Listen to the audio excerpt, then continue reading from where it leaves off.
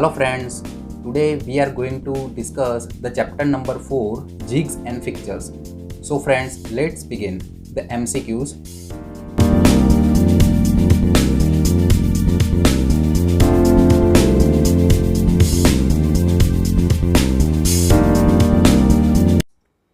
The first question is a device in which a component is held and located for a specific operation and bushings are integrated that guide the tool is called as. એક એવું સાધન કે જે ટૂલને પકડી શકે, locate કરી શકે અને ઓપરેશનમાં બુશ દ્વારા ટૂલને ગાઈડ પણ કરી શકે છે. તો we know that it is jig and here's the figure shows the jig. Workpiece અને રાખેલો છે. જીગ એ પર્ટિક્યુલરલી વર્કપીસને લોકેટ અને ક્લેમ્પ કરે છે તેમજ કટિંગ ટૂલને ગાઈડ કરે છે. Next question, the use of jig and fixtures. Jig ફિક્ચર્સના ઉપયોગો જણાવો. તો ઓપ્શન્સ આર હિયર. ઓછા સ્કિલ વર્કરની જરૂર પડે છે, માર્કિંગ, મેઝરિંગ અને પ્રી મશીનિંગ કરવાની જરૂર પડતી નથી, મેન્યુઅલ હેન્ડલિંગ ઓપરેશનમાં ઘટાડો થાય છે. So friends, all of the above. The answer is all of the above. Next one is fixture does not. Fixtures નીચેનામાંથી શું કરી શકતું નથી? તો here are the option: hold the workpiece, locate the workpiece, guide the tool and all of the above. તો friends, અહીંયા આપણે એક લિટલ થિયરી સમજીએ. જીગ એ કટિંગ ટૂલને ગાઈડ કરે છે તેમજ વર્કપીસને લોકેટ અને ક્લેમ્પ કરે છે, જ્યારે ફિક્સર્સ એ કટિંગ ટૂલને ગાઈડ કરતું નથી, ખાલી વર્કપીસને લોકેટ અને ક્લેમ્પ કરે છે. So the answer is guide the tool. એ ગાઈડ કરતું નથી. So the answer is guide the tool. Jig and fixtures are used four.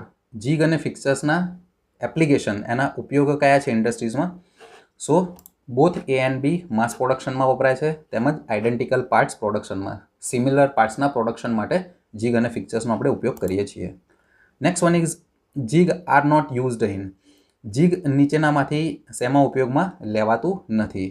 તો ફ્રેન્ડ્સ, આપણે એ સમજીએ કે જીગનો ઉપયોગ ઓનલી ડ્રિલિંગ મશીન ઉપર થાય છે. તો ડ્રિલિંગ, રીમિંગ, ટેપિંગ એ બધા ડ્રિલિંગ ઓપરેશન છે, ડ્રિલિંગ મશીન પર કરવામાં આવતા ઓપરેશન છે. જ્યારે મિલિંગ, લેથ મશીન, શેપિંગ એ બધા ઉપર આપણે ફિક્સર્સનો ઉપયોગ કરીએ છીએ. તો obviously the answer is milling.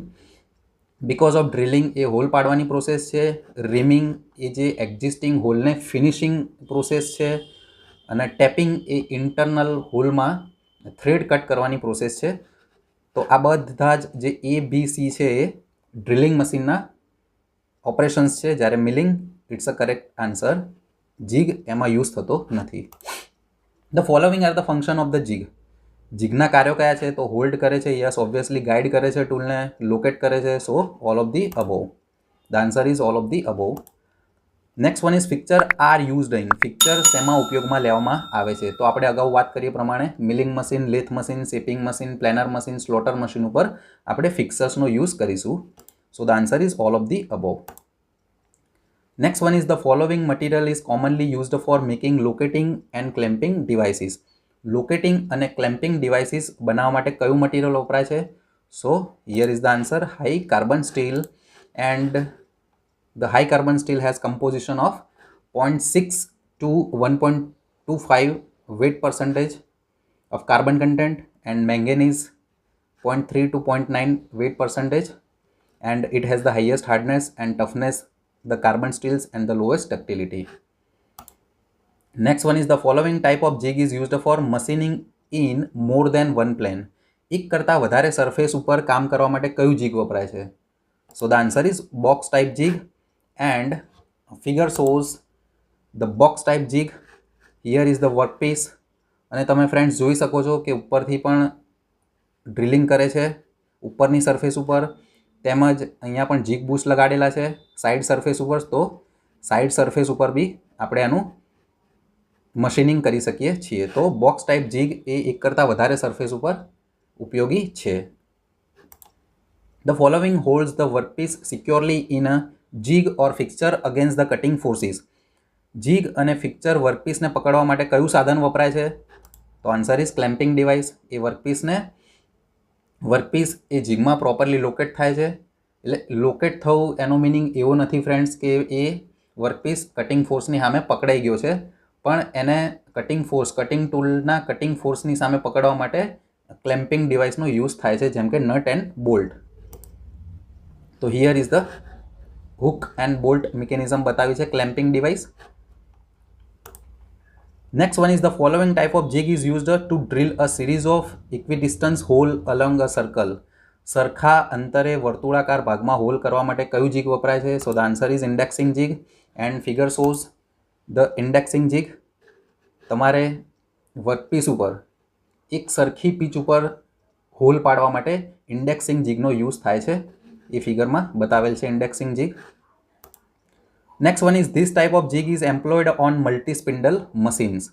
Multi-spindle machine માં કયું jig વપરાય છે? તો answer is multi-station jig and the figure shows the multi-station jig.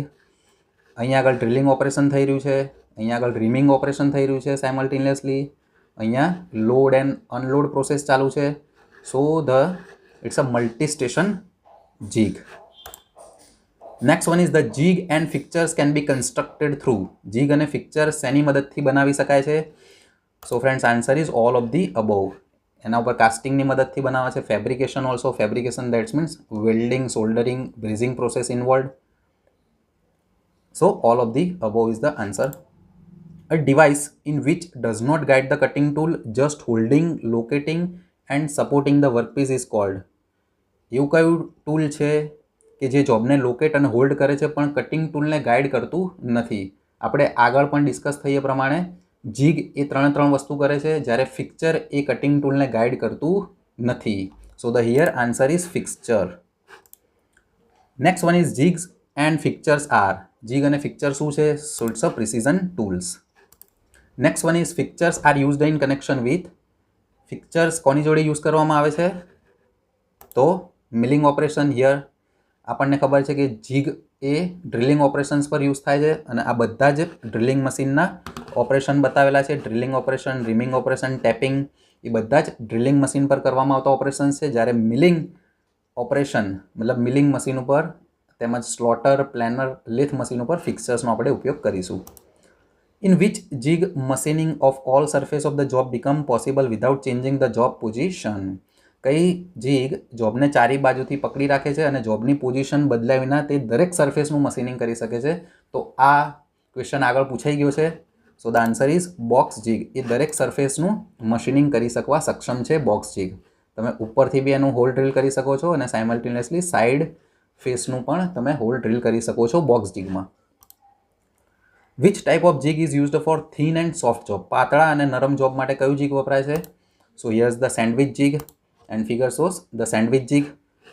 Here you can see in this figure the upper plate shows and bottom plate shows અને workpiece વચ્ચે hold કરેલો છે here clamping device. So the sandwich જેવો આકાર બને છે આ પ્રકારના જીગમાં. So it is called as a sandwich jig. Next one is easy loading and unloading is possible in which jig. કયા જીગમાં સરળતાથી લોડિંગ અને અનલોડિંગ કરી શકાય છે? So the answer is lift jig and figure shows the lift jig. તમે અહીંયા જોઈ શકો છો ફ્રેન્ડ, અહીંયા એક હુક આપેલો છે. એ હુકની મદદથી આપણે એને અને અહીંયા હિંજ આપેલો છે, બીજા એન્ડ ઉપર હિંજ આપેલો છે. તો આખી અપર પ્લેટ એ હિંજ ઉપરથી આમ થઈને અપ એન્ડ ડાઉન થશે અને આપણે ઇઝીલી વર્કપીસને લોડ અને અનલોડ કરી શકીશું. So the answer is lift jig. Next one is which jig is used for machining the job at 90 degree to its mounting locators. એવો કયો જીગ છે કે જે 90 ડિગ્રીએ હોલ પાડવા માટે યુઝ થાય છે, એક્ઝેક્ટ 90 ડિગ્રીએ? તો answer is angle plate jig. And here is the difference between angle plate jig and modified angle plate jig. તમે જોઈ શકો છો ફ્રેન્ડ ફિગરમાં, એંગલ પ્લેટ જીગ જે છે એક્ઝેક્ટલી 90 ડિગ્રીએ હોલ પાડે છે. ઓકે, અને મોડિફાઈડ એંગલ પ્લેટ જીગ એ 90 ડિગ્રી ઓછા અથવા વધારે હોલ પાડવા માટે મોડિફાઈડ એંગલ પ્લેટ જીગનો યુઝ થાય છે. તો અહીંયા આપણને ક્વેશ્ચન પૂછેલો છે કે કયા પ્રકારના જીગમાં 90 ડિગ્રીએ મશીનિંગ કરી શકાય છે? તો answer is angle plate jig. Next one is principle for design jig and fixture. Jig અને ફિક્ચરના સિદ્ધાંતો કયા છે અને ડિઝાઇન કરવા માટેના પ્રિન્સિપલ્સ કયા છે? So the option is method for locating job, locating principles, then clamping method, clamping na principles, provide relative positions to cutting tool with respect to the job. So all are the principles of to design jig and fixtures. So the answer is all of the above. Next one is factor affecting for designing jig and fixture. jig અને ફિક્ચર્સને અસર કરતા પરિબળો કયા છે? So the answer is all of the above. Type of machining operation, કયું machining operation આપણે કરવાનું છે. જો તમે ડ્રિલિંગ ઓપરેશન કરતા હોય તો ત્યાં જીગનો ઉપયોગ થાય છે. જ્યારે કોઈ મશીનિંગ સરફેસ મતલબ લેથ મશીન કે શેપર મશીન કે સ્લોટર મશીનનો યુઝ કરતા હોય ત્યાં ફિક્સર્સનો યુઝ થાય છે. તો type of machining is very important. Types of machine tool, then provide relative position to cutting tool with respect to the job.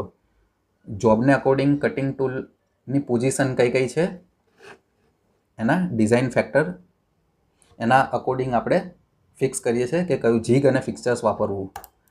Next one is which jig is used for machining at any angle other than 90 degree mounting locator. કયા પ્રકારના જીગમાં 90 કરતાં ઓછા angle પર machining કરી શકાય છે? તો friends આનો આન્સર આપણે આગળની સ્લાઇડમાં જોયો. It's a modified angle plate jig and you can see in this figure this is the modified angle plate jig કે જેમાં 90 ડિગ્રી કરતાં ઓછા એંગલે આપણે હોલ પાડવા માટે યુઝ કરીએ છીએ. Next one is specific design consideration for lathe fixture. Lathe fixture બનાવવા માટે ધ્યાનમાં લેવાના મુદ્દા કયા છે? તો ઓપ્શન એ, જોબ વ્યવસ્થિત ક્લેમ થવો જોઈએ. Obviously it's a correct.